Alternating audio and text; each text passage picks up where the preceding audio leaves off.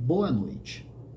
Para este vídeo, leremos sobre administração pública, reformas gerenciais, a consolidação do neoliberalismo no Brasil. A partir do enfoque da administração pública, da economia do setor público e da macroeconomia, consideremos que o Estado Central, no nosso caso, a União Federal, existe para cumprir três tarefas fundamentais que têm que ver com a criação do contexto econômico necessário ao funcionamento da economia brasileira. Primeira tarefa fundamental: administrar a moeda nacional. Para isso existe um Tesouro Nacional e para isso existe um Banco Central. Tesouro Nacional, Banco Central. Política fiscal monetária ou política monetário-fiscal. Primeira tarefa da União Federal: administrar a moeda nacional. Segunda tarefa da União Federal: financiar o investimento público em infraestrutura e o investimento público social.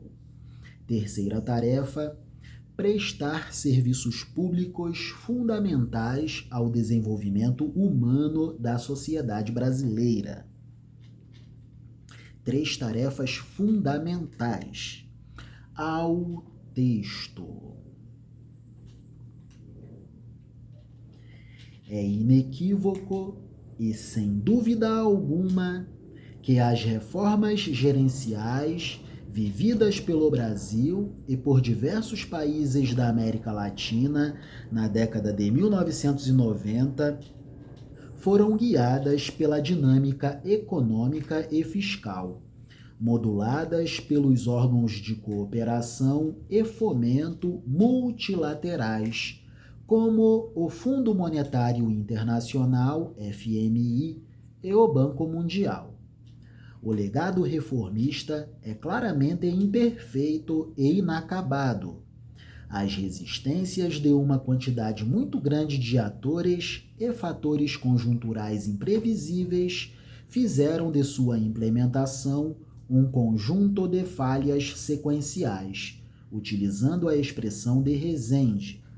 As principais causas assinaladas por Rezende são a sólida institucionalização dos elementos a serem reformados, a resistência de setores afetados, o surgimento de consequências inesperadas, a existência de objetivos, interesses e valores diversificados ou conflitantes, a falta de foco na mudança por parte dos atores estratégicos. 6. As incertezas, ambiguidades e complexidades inerentes à mudança. 7. O deslocamento de objetivos. 8. Os movimentos contraditórios de descentralização e coordenação. E 9. A criação de expectativas exageradas. Expectativas muito exageradas, pois desconsideram o contexto cultural a partir do qual o Brasil foi formado. É só privatizar tudo. Mas a gente se esquece que nestas terras primeiro chegou a estrutura estatal, para depois chegar a iniciativa empreendedora, que era vinculada à estrutura estatal. Expectativas exageradas porque desconsideram que há cerca de 136 anos atrás ainda havia escravidão no Brasil. Regime escravocrata que fazia parte da estrutura da economia, da sociedade, do Brasil colônia, do Brasil império.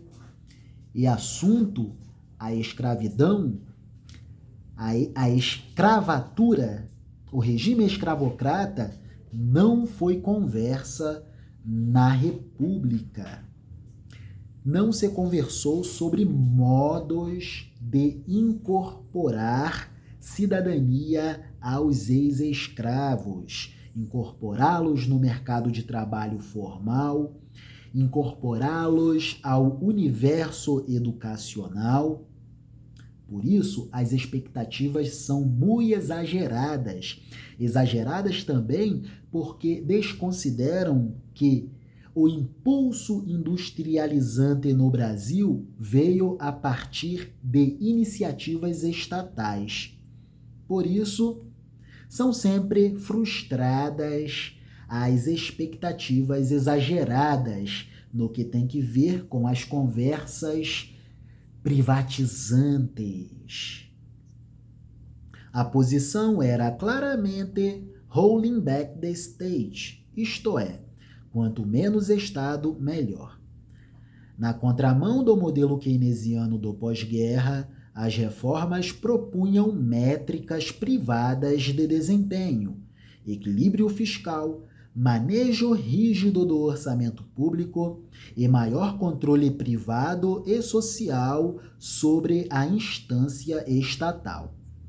A segunda geração de reformas relativizou a agenda minimalista, introduzindo elementos novos sobre a melhoria do desempenho da administração e aumento dos processos de democratização da gestão pública. Nessa segunda leva de reformas, o papel do planejamento é mais valorizado como instrumento de gestão governamental.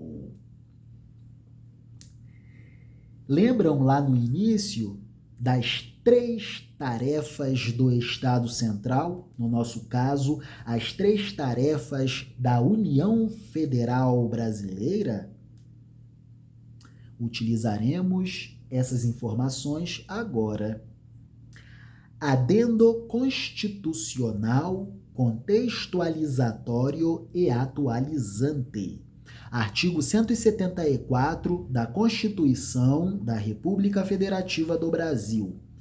Como agente normativo e regulador da atividade econômica, o Estado exercerá, na forma da lei, as funções de fiscalização, incentivo e planejamento, sendo este planejamento determinante para o setor público e indicativo para o setor privado. O mercado se orienta a partir do planejamento público. Sem planejamento público, o mercado não funciona.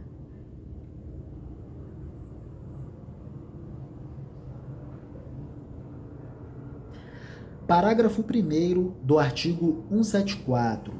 A lei estabelecerá as diretrizes e bases do planejamento do desenvolvimento nacional equilibrado, o qual incorporará e compatibilizará os planos nacionais e regionais de desenvolvimento.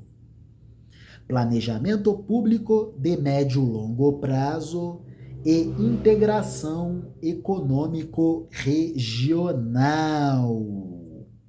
Muito importante, o Estado Central, macroeconomicamente falando, afeta diretamente taxa de juros, taxa de câmbio, taxa de salários, taxa de lucros do setor produtivo e do setor financeiro, taxa de inflação, tributação e dívida pública do governo central.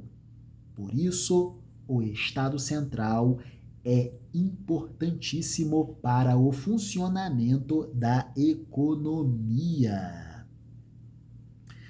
Banco Central, Tesouro Nacional, Orçamento Público da União Federal.